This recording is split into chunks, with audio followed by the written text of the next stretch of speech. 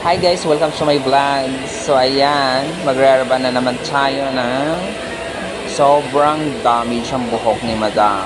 So, gusto ni Madam ay erban yung kanyang buhok kasi kulot na yung loob ng kanyang hair. So, 6 months po yung hair niya na nerban. Tapos, ito na po yung ating unang process ng ribbon. So, ito yung unang plancha ng number 1 ng ribbon.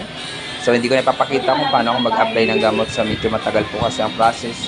So, ito na yung unang ating plancha.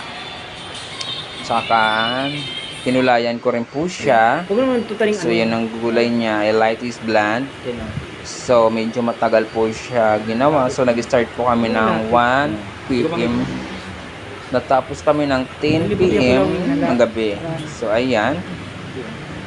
Diba? Super shiny at napakalambot. Straight na straight. Ayan, sa mga nagtatanong kung saan ang aking location, dito lang po kami sa Aubrey Gulays Commercial Space. Katabi ng Precious Divisoria, tapat ng cellphone repair, Lotto Outlet. O, hanapin nyo lang po yung Niga Beauty Salon.